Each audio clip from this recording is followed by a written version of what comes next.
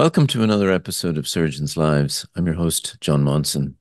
My guest today is Neil Mortensen, Professor Neil Mortensen, or to give him his full title just recently, Professor Sir Neil Mortensen, recently demitted as President of the Royal College of Surgeons of England. I've known Neil for far too long at this stage, and anybody who's in the field of colorectal surgery knows that he's one of the true contributors and giants of the field. As we join the conversation today, I start by asking Neil to tell us the truly awful story of what happened to his beautiful house in the Oxford countryside. So without further ado, let's join Neil Mortensen for another episode of Surgeons' Lives. And please don't forget to subscribe to the channel and send us comments. Summarize for me, remind me the damage that was done by the fire.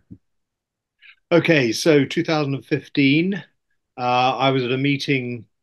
My wife was with me. It was a medical meeting in Berlin, and it was a strange group called ISG. So it was a kind of heads of department meeting from around the world, quite a lot of Americans.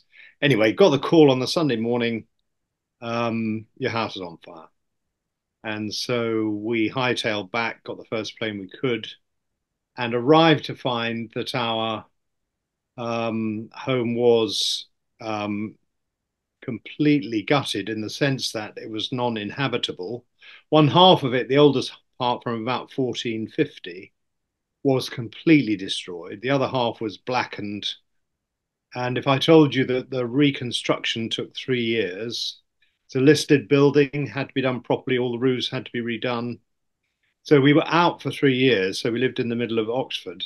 And actually, it was quite good. It was a bit like, you're taking stock now. It was quite good for us because I had um, been thinking about finishing full-time clinical practice. And indeed, that happened a little later. Um, but we lived in the middle of Oxford, and it was a chance to kind of ride around on bicycles and do all those Oxfordy things you imagine. And everybody said, "Oh, well, you'll not want to go back, will you?" But we decided we did, and it is in the most beautiful spot. And I planted trees and bulbs and all that kind of thing. And they become a bit of a part of you in a funny sort of way. My wife's a GP now retired, um, likes horses, though she would hate to be called horsey. So we have a yard where ladies keep their horses, and we have a menage, and we have about 100 acres outside Oxford with now at the moment mainly sheep and pasture and horses. We were doing some arable a little while back, but stopped because of I guess environmental issues around too much fertilizer and all that kind of stuff. You're not quite at the level of Jeremy Clarkson. Not quite at the level of Jeremy Clarkson, and I don't have a Lamborghini tractor, but I do have two small tractors, and I do have as much fun as he does. Exactly.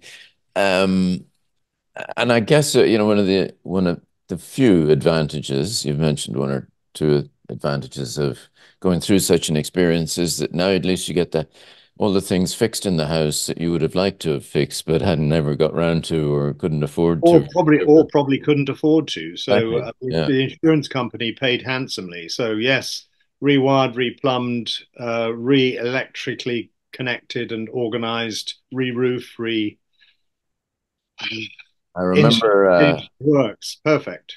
you may remember many years ago there was a bomb placed outside the Carlton Club in London, which did quite a lot of damage to the Carlton Club. And when I was in St. Mary's, a good friend of mine, sadly long gone now, was a member of the Carlton Club, and we had dinner there one night, and he showed me the billiard room, which was, magnificent. And he said, he said to me that the great thing about the bomb was that they were able to get a billiard table, because actually prior to that they had never been able to afford a billiard table but the insurance company saw on the door it said billiard room. So amidst the wreckage, they had to accept it there. Sadly, the billiard table was just not recognizable with all the damage in the fire. I lost the Bechstein grand piano, which was very sad too. Oh, oh dear. Yeah, Yeah, yeah. yeah. Still to be So reported. anyway, let's welcome to Surgeons' Lives, which very glad for you to join this.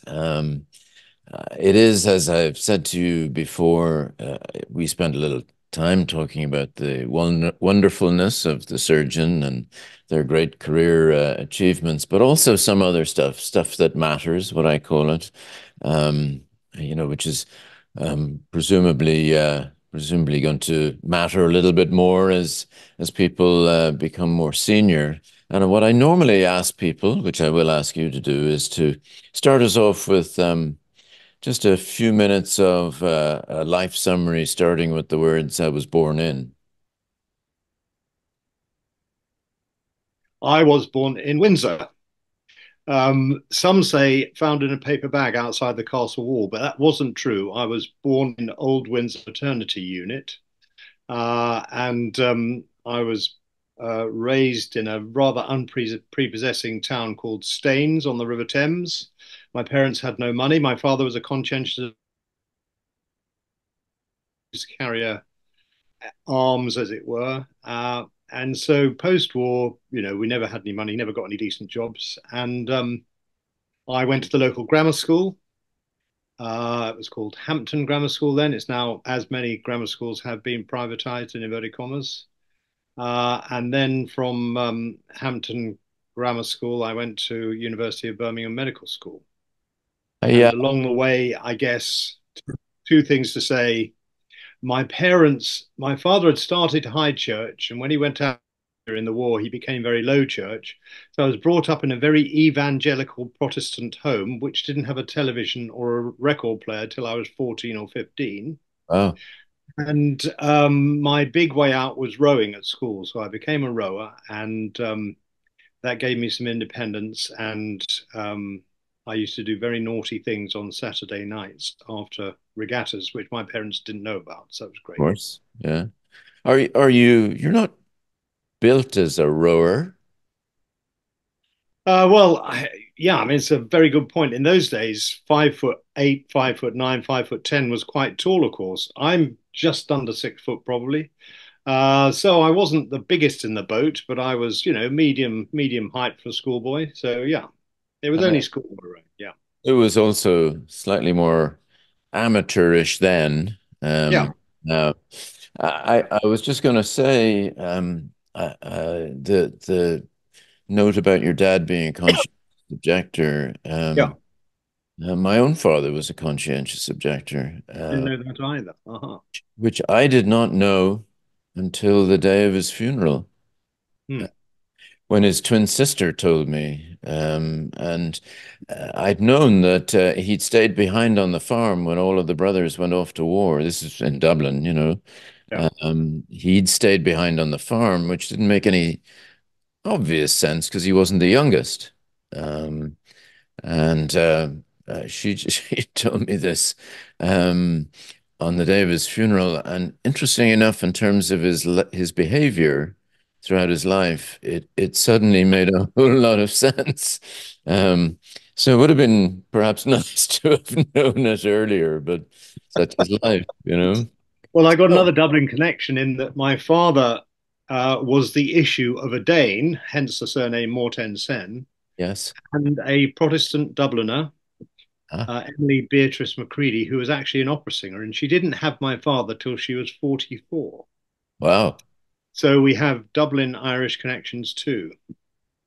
Yeah, I'm not, I don't have any Danish, but Monson, as you probably know, is a full Swedish name. It's yeah, Yeah. Minnesota is full of them. So Birmingham Medical School, were you Mm. always, I mean, where was the medicine from? I mean, there was no medicine in your family. Well, no medicine in my immediate family. On my mother's side, they were sort of business people in Lancashire. On my father's side, the Dubliners, many of them went to Trinity College, Right. and two of them were doctors. So in the grandparent group, as it were, rather than the immediate parent group, there were some docs, but uh, I didn't ever. I mean, we didn't really grow up as though we were part of some kind of middle class professional background at all. Yeah. But you went to medical school, and it's kind of a transformative time. At what point did you decide you were going to do surgery, or did you always know? I was like lots of other people. I did biological sciences at A level, Yeah. and you do. So one of the things you do is medicine, and of course, coming from an evangelical Christian home, I don't necessarily follow that myself now. You can talk about it later if you'd like to. But I had to do something worthy. So doing medicine was worthy. I couldn't have gone out and, done business and made a fortune. It wouldn't have been appropriate. And maybe that was just guilt, and maybe they wouldn't have actually said that, but I kind of got the impression my parents felt that. So doing medicine was a good thing.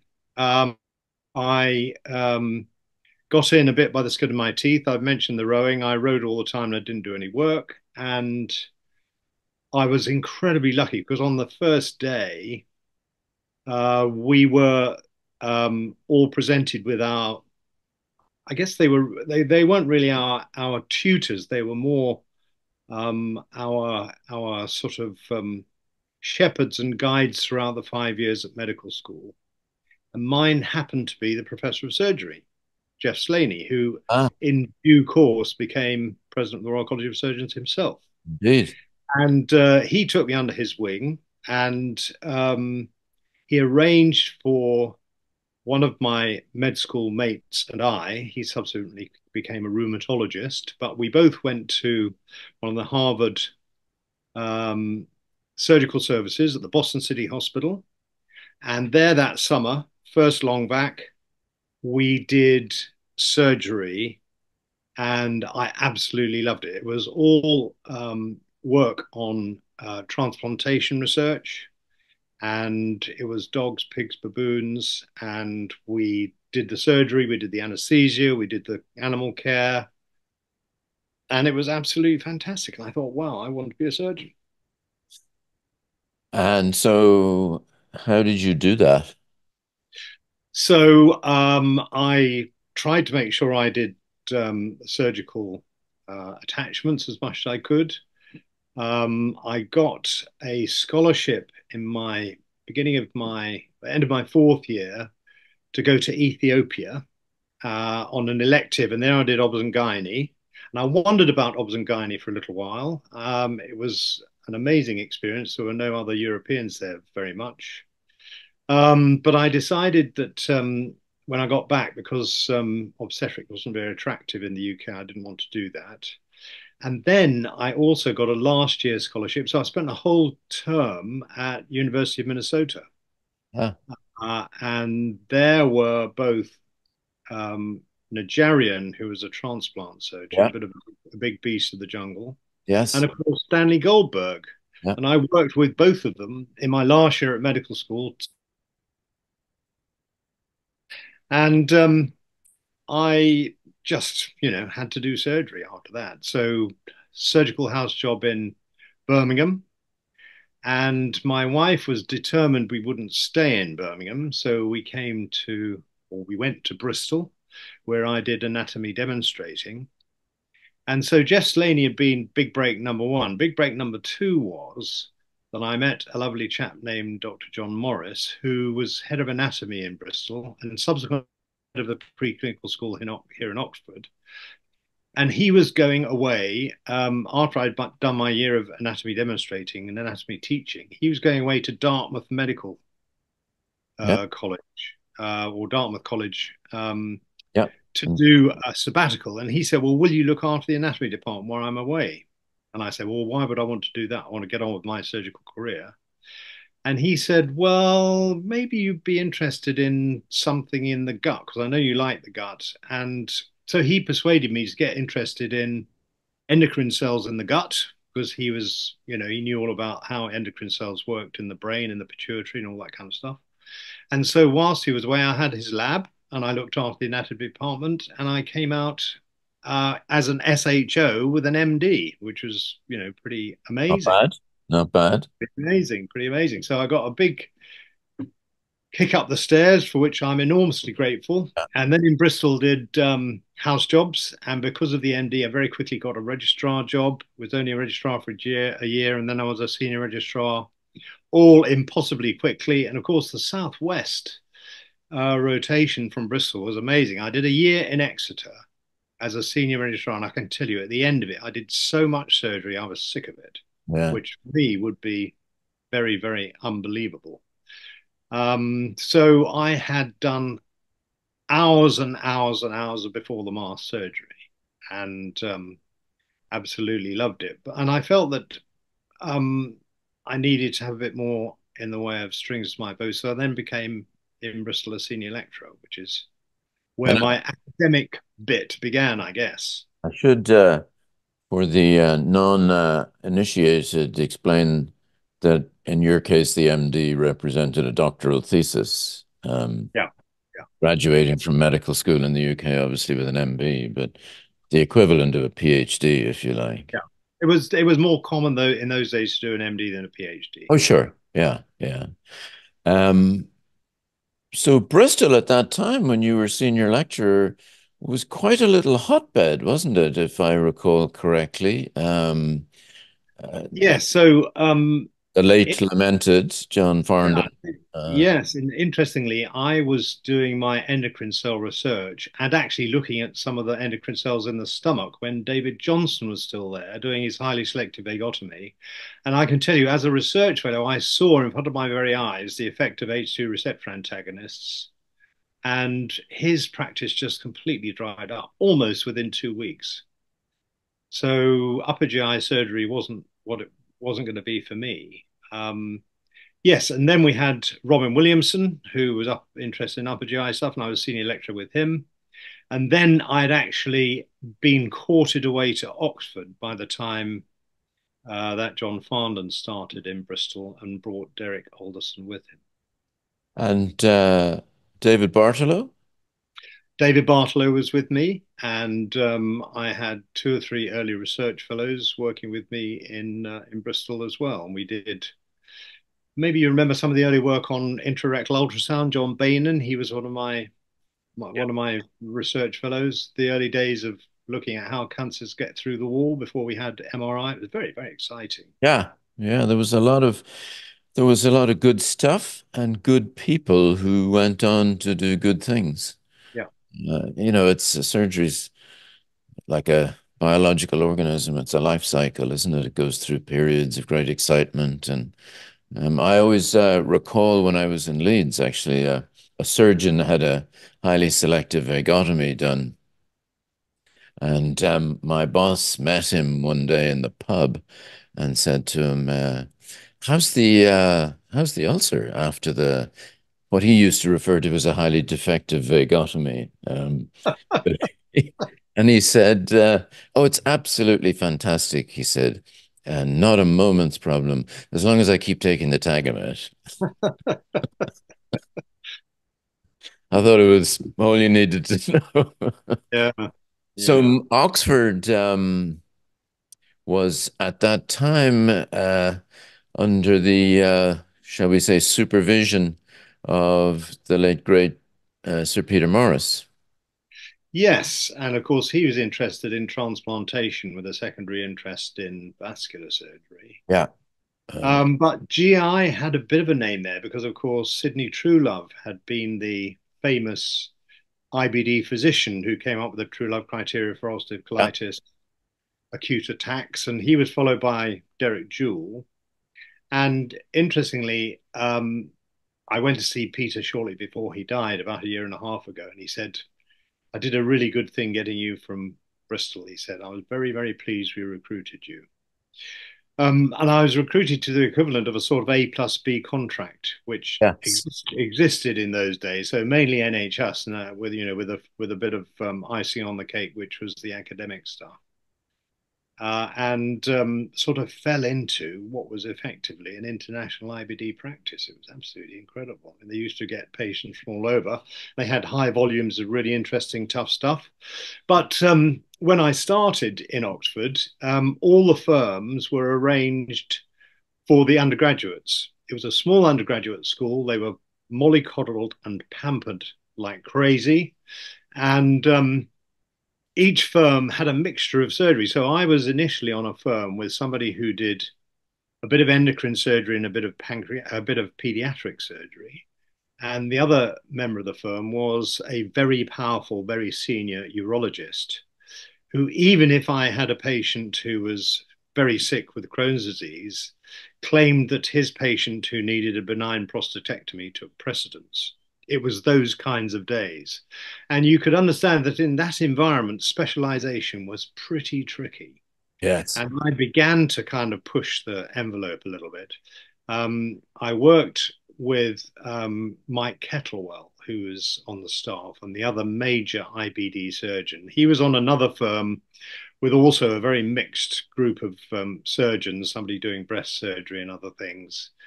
And we eventually got to the point. I remember we had a meeting in one of the colleges, and I, rather like Dragon's Den, made the case for specialization and said that we'd be left behind unless we did it, etc., etc. And eventually they agreed that the firms would be reorganized Yeah. with a bit more specialization, but still, a flavor of a bit of other stuff to encourage the undergraduates. And around that time, or a little bit before that time, of course, pouches, there was only like two or three places where it was legal to do a pouch. And then, as was famously said about Whipples, it was like Everest. Now, five a day, do it, etc. And, outside of St. Mark's and Leeds, it suddenly became, Oxford and, all of the other places that we know, and, now pouches, Sure. So when I was a senior registrar in my last few months, as it were, I went to St Mark's and I worked with obviously Sir Alan Parkes and John Nichols. In fact, Alan Parkes, I was Alan Parkes' registrar when he tragically died. He had a heart attack at a meeting in Italy and was brought back to the UK and had coronary artery bypass surgery at Barts and very sadly died. So for 2 or 3 months after he died, I was Sir Alan Parkes on the service.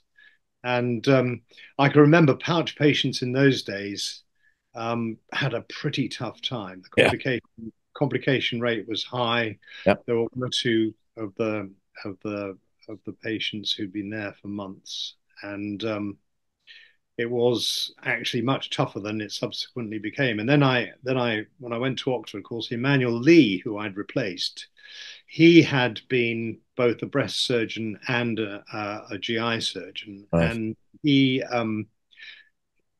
very polymathic chap, writer, painter. Um, he had done some pouches in Oxford, and Mike Kettlewell had done some. So it was really just giving it a bit more of a push, really. It's interesting, as you go through the years, uh, your view on different types of surgery changes, for sure. But I've never forgotten, I'm firmly still of the view that a pouch is on one level a terrible operation, with high levels of morbidity and one thing or another. But I've never forgotten the words of John Nichols, when he said, a pouch turns a sick cheilitic into a well cheilitic. And it's very, those sage words. Yeah, Yes, it does not turn a sick cheilitic into a totally normal person. Uh, no. and There, I mean, and there's another Renaissance man. I mean, ask John Nichols what he was reading, and he was always reading incredibly interesting non-medical stuff and had a view about things which was incredibly mature and very, very, very interesting and stimulating. And just to follow that thread briefly, when I was a senior lecturer in Bristol, I joined John Nichols, John Northover, as the first three editors of what was then called International Journal of Colorectal Disease, and which then transmogrified into colorectal disease. I can remember going up on the train from Bristol, and we'd have an editorial meeting which was supposed to start at St Mark's in City Road at 6 o'clock in the evening. But of course, the case always went on too long. John Nichols would come out of theatre still in his plastic apron. He'd taken his gown off, for goodness sake. He probably still had his gloves on. He was smoking a pipe, Yeah. still had his hat on, and we were supposed to be having an editorial meeting. I shall just remember it so well. But I absolutely loved him. Such a clever, such an intelligent man, and one of my heroes, I think. And multilingual to boot. Yes, absolutely. Yeah. Um, yeah, kind of a gentleman, really, in many respects. So, fast forward through a career of amazing wonderfulness, and just so two questions. Did it ever dawn on you that you were better than the average? Number one, as in, did you suddenly realize, hey, I'm right up there? And number two, when did you decide, or did you decide that you wanted to become a political figure, which you obviously did until very recently, as president of the Royal College, et cetera, et cetera. But so two questions. Okay, so the first question, I think I always had self-belief, but I didn't ever think that I have one of those kinds of, because of this sort of churchy religious background, which had certainty. I came up with a life of unbelief and uncertainty. I've never been absolutely sure about anything. And in some ways that's bad, and in some ways that's good. In some ways it makes you an imposter, whatever job you come to. Yeah. But in other ways, it does keep you open to new ideas and thoughtfulness and reflectiveness and so on. So I've always had that feeling that I'm not good enough. And it's made me, I guess, try and prove myself. So there we are. That brings us to, So you would never have been an effective colonialist. I would Um, be hopeless, I think, yeah. probably. You would never have made the map pink. And then politics. Well, it's quite interesting. I did some managerial jobs in the Oxford University hospitals, as they've now become, and I was always very short shrift on committees. I like the committees related to the journal stuff I did and some of the research I did, but sort of management committees, I felt you spent a lot of time deciding nothing and making enemies, and what was the point? Um, and I guess towards the end of all that, I wondered, I hadn't ever been interested in College of Surgeons stuff. I've been a tutor for a long time, but I'd never actually done much with the college. I felt again it was a bit remote and elite, as many people do, and I tried to reverse that feeling. Um, but I got on the council in 2013, and for the first couple of years, didn't really know what was going on. Um, And I began to realize that if you were in the room and you were talking and you could make a play, then you could change things. It was interesting. I spoke to Norman Williams about it, and I know you've done an interview with him. And I said, look, I just don't believe the college can change anything. I just think it's irrelevant. I think I use those words. Happy to discuss it later. And he said, well, it's not obvious, but it is an amazing brand, and people do listen, and you can change things. And I suppose that made me think a little bit more about getting a bit more involved. I ran again on the publishing side. I ran the journals inside the college for a bit. Then I became a vice president, and having been a vice president and seeing how it was done, I thought not not in an arrogant way, but I thought I could do it better in terms of organization and in terms of future proofing it. So So, I put my hat in the ring, and there we are. so I recall meeting you a few years ago and we'd both had a drink or two at a college dinner in the United States, and I recall you saying to me, "I've decided to throw my hat in the ring," um, which and which I was delighted to hear, of course, but it struck me at the time where I wondered, was that a recent decision, or were you just being, coy and saying, actually, this is what was in my mind for many years? I think it genuinely wasn't in my mind. It wasn't my game plan. Um, it's a, we talk in Oxford, we talk about night starvation. Those are all the people in Oxford, medics and otherwise, who want a knighthood. They don't get one and they get very, very upset. And I think, there are some things, sure, in the back of your mind, you can say, well, if I get there, I get there, and that's fine. But to want it too much is often the way not to get it, I think. Yeah, yeah, And so I felt I had an opportunity and, push against the door, see if it opens. yeah.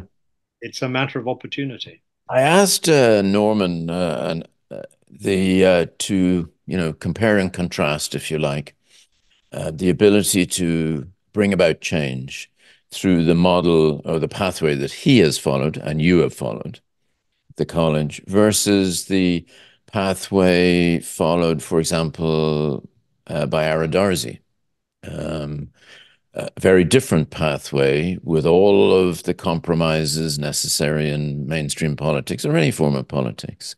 Um, and Norman, of course, is now slightly transitioned closer to what Ara does, if you like. But what's your thinking on that? Would you ever do that?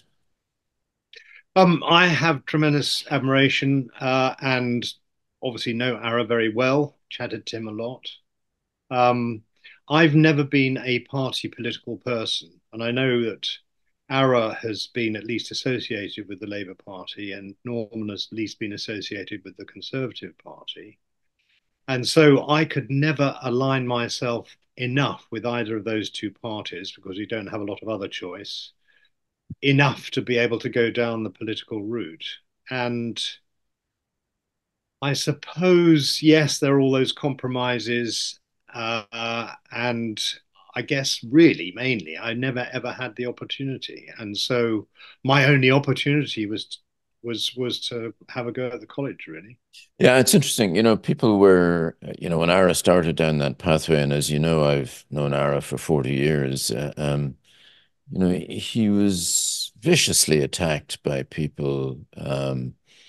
And I remember saying to people, if the Prime Minister of the country calls you up and says, Neil, I need you to do this, there are not that many people that are going to say, no, I'm not doing that. I don't know who no. I Uh, completely agree, but nobody ever asked me. no. Yes, and we maybe there's something to that story. Now, I'm intrigued by the fact that along the way, um, you sent me, and this won't work as well for the podcast, but will work on the YouTube. A collage of interesting vehicles that you've owned over the years, and that what struck me about it interestingly was that I've actually driven.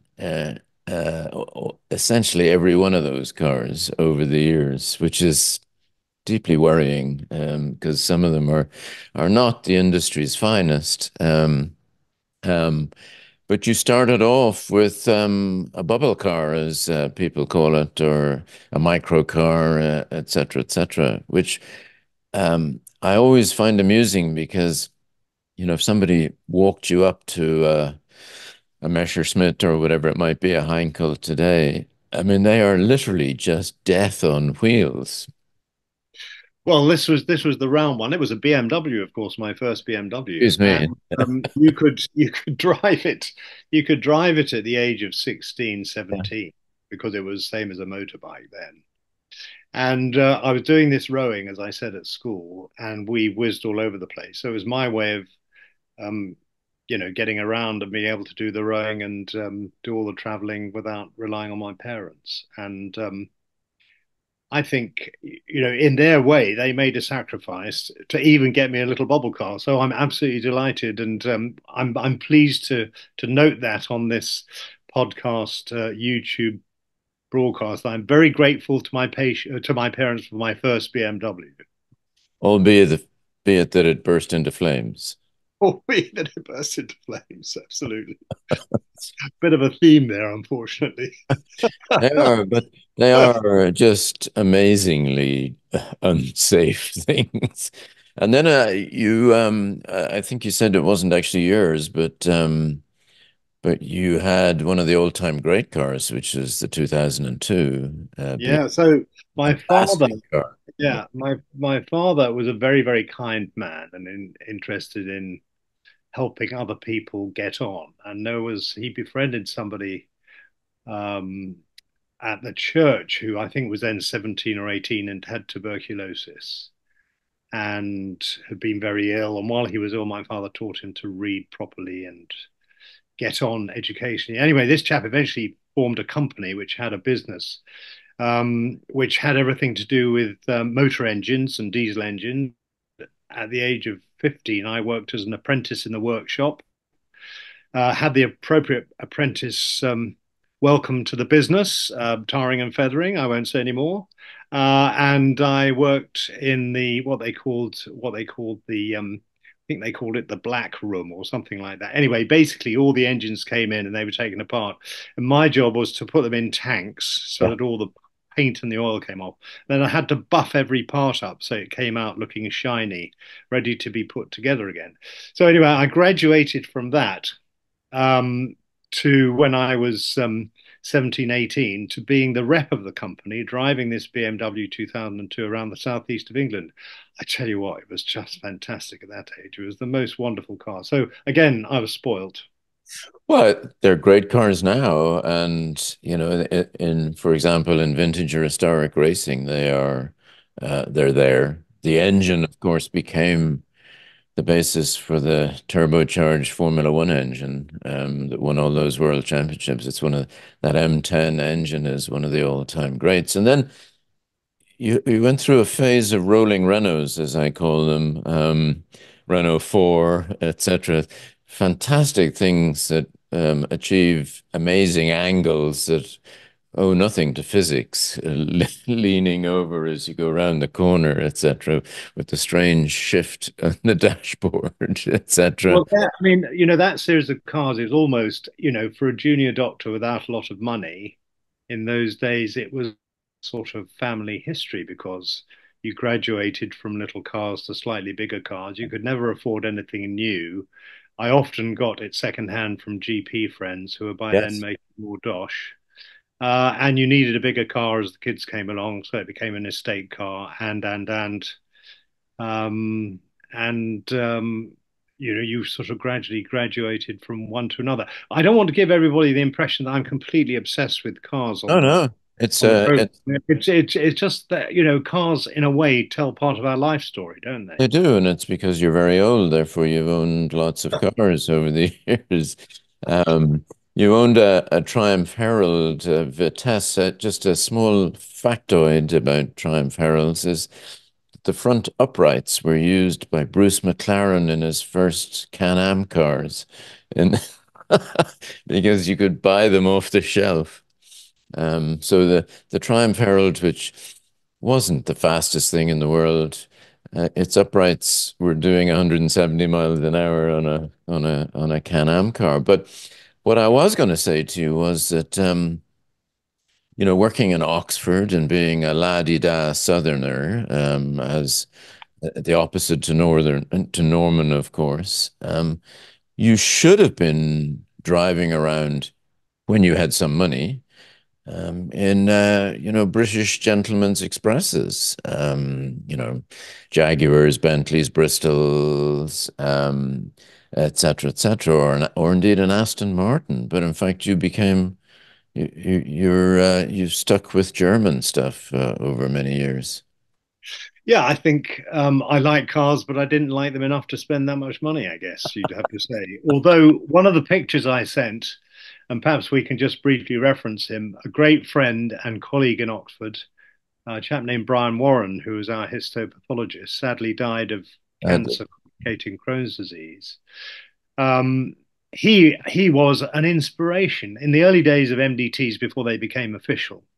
He would sit there and show us stuff at pathology, which was just an education, was completely mind expanding. And every MDT was just the most wonderful educational experience. Anyway, the point of mentioning him is that he was one of those gentlemen who had Bristol motor cars. ah, He had several of them and delighted in them. And um, I went for a ride in them from time to time. I I loved Brian. I thought he was just wonderful, and I was so sad with what happened to him. And it's one of the sadnesses of careers and lives, and it's just the natural way. Is that I mention him to people and trainees, etc. The if you like the power behind the throne or something like that. I mean, he was a smart guy, and of course, people stare at you blankly, because they have no idea who you're talking about. But Brian was a special guy, and he did all that wonderful work on preparing the Thames specimen and stuff like that. A great guy. So Also, he did some of the early research on animal models of colitis as well, macaque monkeys, when he was in Bristol with the vet school. I mean, he did a lot behind the scenes that nobody knows much about, exactly, and I yeah. think he was a really, really impressive guy. So we don't have too much time left, but a couple of things I want to ask you. You've been interested, I think, in life balance and burnout and stuff like that with the workforce side of things. Are you optimistic about that, or do you think it's just getting worse and worse? I should preface it by saying that when I was in Hull, so not yesterday, Tony Young wrote a paper about early retirement from the NHS. People retiring at 60 and 58 and whenever their accountant told them they could. And it was always for the same reason they'd had enough, whatever that meant. And it's no different now. So what's your spin on that? Okay, so I became president in 2020, so I was a pandemic president, and of course we were talking earlier around the long-term effects of COVID on the workforce, and in many of the discussions I had with Department of Health and NHS England, one of the key issues was retention. And the problem about retaining staff, maybe more anaesthetists than surgeons, but some surgeons too, is that, of course, if people aren't treated well and they're pushed around, and the bottom line is let's get the numbers through and don't let's care about your personal professional development or how you're feeling about life, or if you do something wrong, we're going to put you on gardening leave without really considering what that might do to you as a person and so on. If the environment becomes hostile, that whole treasury of pro bono that most surgeons do goes out of the window. I think one of the tragedies of the last 20 years is that whole element of pro bono that many medics put into their work, which can't be valued. It must have been worth billions to the NHS treasury in inverted commas because everybody was doing it for free. They loved the work, they loved looking after their patients, they just loved that whole business of being available and doing the work really, really well. Once you begin to introduce a hostile environment for whatever reason, then people say, do you know what? I'm not going to do that anymore. And of course, if the environment becomes hostile and people are beaten up, then that is stressful and that leads to burnout and life and work is not so enjoyable.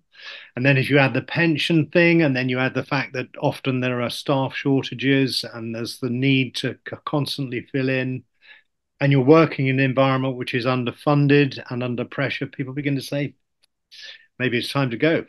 And be blamed. Yeah, sure. Yeah. And that I was working in England when the so-called new consultant contract came in. I mean, it was a catastrophe that because it did apparently value that pro bono work, but it resulted in people saying, listen, if you're going to put a time clock on me, then I'm done at 5 o'clock. Um, Yeah, or you commoditize it in terms of monetizing it. yeah. I'm worth more than that for those extra hours. Thanks very So, much. so are you optimistic or do you see doom and gloom?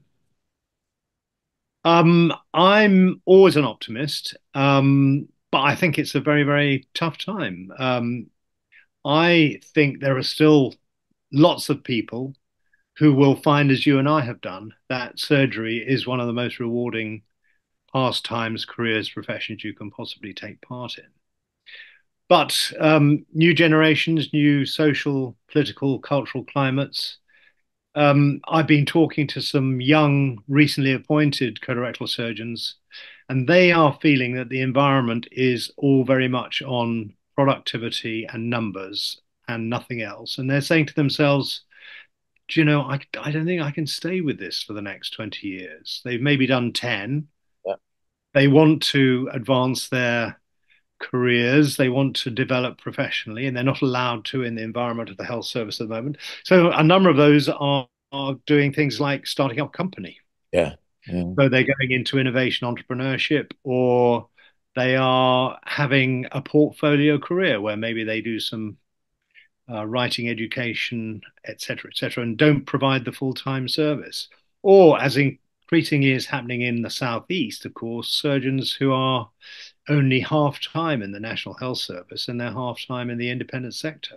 And of course, that has an attrition effect on the health service Yeah. because you get left behind with the people who maybe don't have the same spirit of energy and enthusiasm and contribution. And so you get a bit of a spiral down. And it's very sad to see that. But I think still, when I meet new medical students who are thinking about what they want to do, there are a lot who still want to do surgery.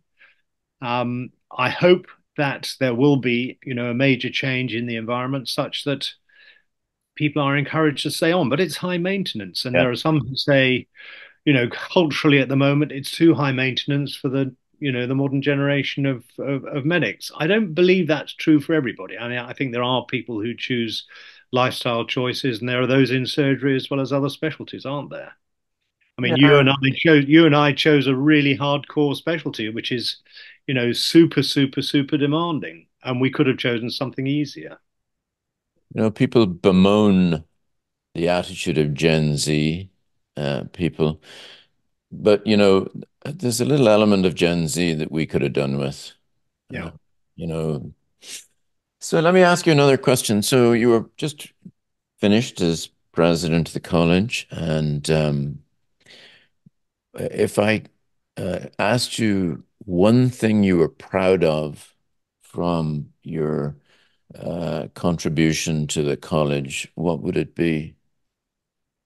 Um, well, I think the big one was getting the Kennedy review through, both get everybody to agree to have it and then to have it presented in a way which was acceptable to the broad range of the surgical community. That is around equality and diversity. And I know it's very easy to say that that's gone too far and wokeism, etc., etc. But in surgery, it needed to be done. Many, many more women in surgery now, more um, diverse ethnic backgrounds, and so on. We had the first meeting of LGBTQ plus surgeons in the college a year ago. It was a very joyful occasion, and people able to actually say publicly, "This is who I am, and this is what I do." So I think there've been lots and lots of good things, and I think in terms of recruiting the surgeons of the future, those medical students now see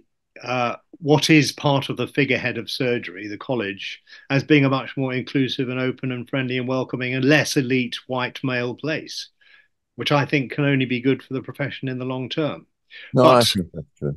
but to say that, I mean, there were some bumps in the road and there were some difficulties, and I had colleagues who didn't like it very much.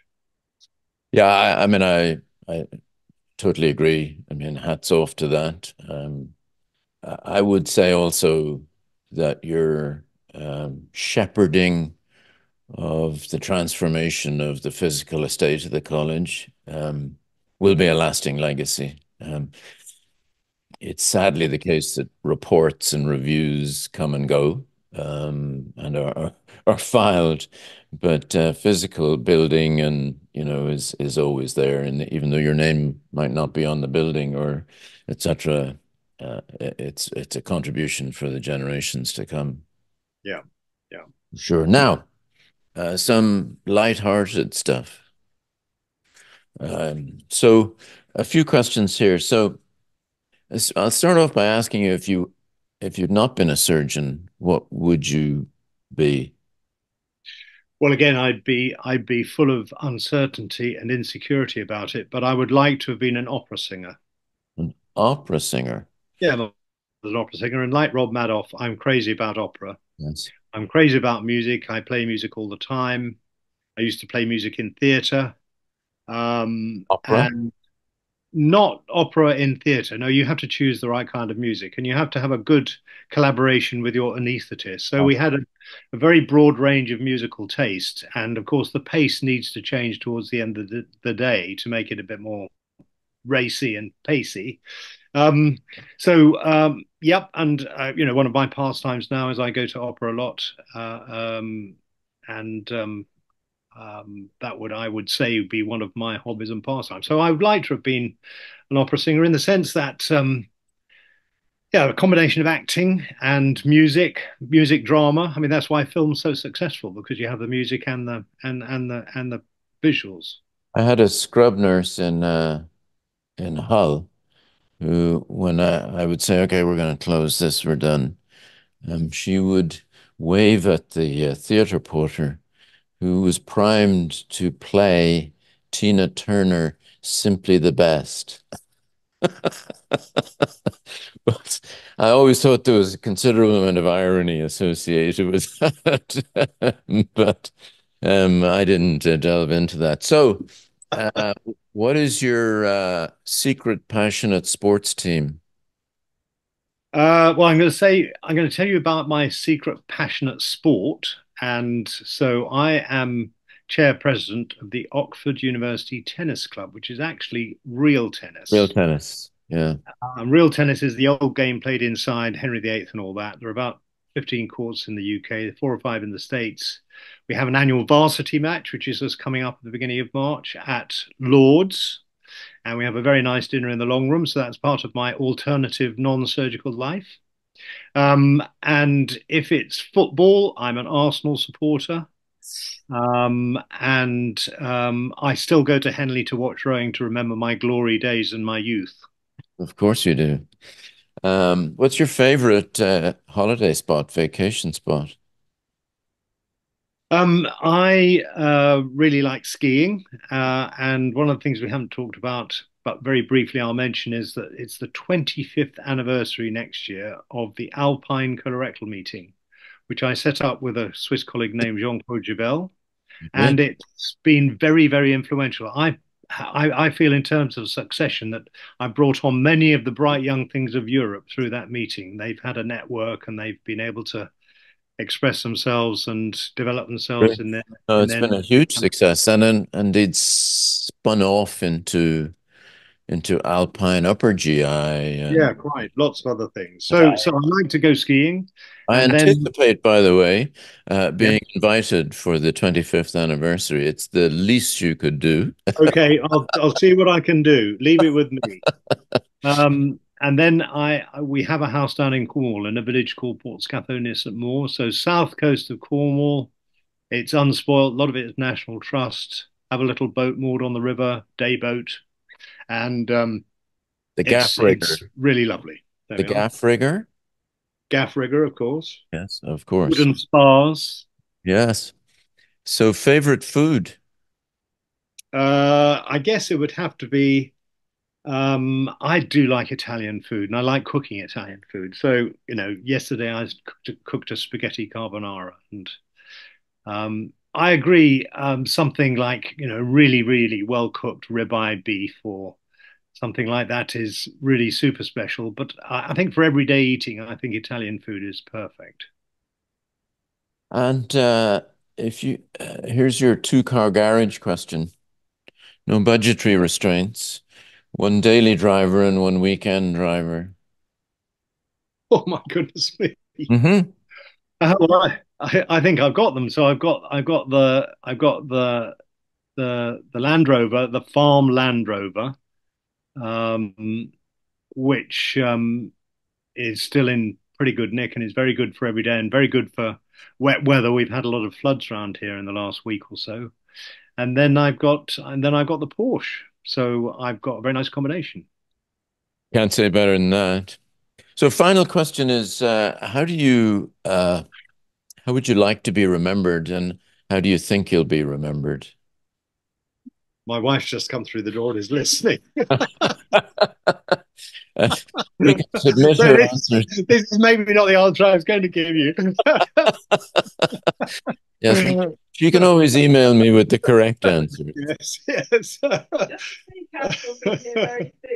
And so I would like to be remembered as somebody who cared passionately about the next generation of surgeons. I think that your legacy is that group of surgeons you've encouraged to A, come into the business, develop, and to take leadership positions in the business.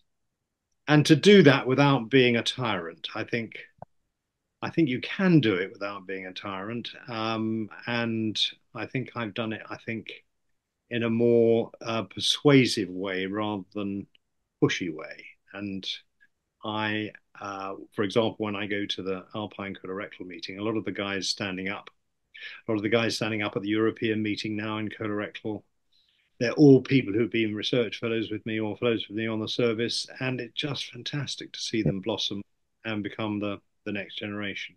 And do you think that's how you will be remembered? I don't know. I haven't got the faintest idea. I think, we're all passing um, ships in the night, aren't we? And I don't have any particular desire to have my name on anything or anything like that. I think I have tried to do as well as I possibly can in my life and help my colleagues and particularly my patients as much as I possibly can. And that's just fine. I I'm a fan of the answer that somebody gave, how would you like to be remembered? And the answer was, I just would. I think is one answer. And I've been intrigued and struck by the number of people in this podcast process, particularly senior people, who have said, when it gets down to it, and I would stick with this myself, to be remembered as a good human being. Um, the rest is glitter to some extent, but you're right. The future, I agree with you about the future generation, and I think you've done more than most, and I appreciate it. And I appreciate you taking the time. Neil, I've always been a big fan of yours and admired you from afar. So I'm delighted to see what's happened to you in the last few years. You're going to have to change the note paper now. Uh, No, I don't think so. oh, I'm sure you Thank will. you very much. I've enjoyed it very much. I've not always been one to talk about myself quite so much. I've had to a bit since becoming president of the College of Surgeons, so I guess I'm getting used to it a bit more. But thank you very much.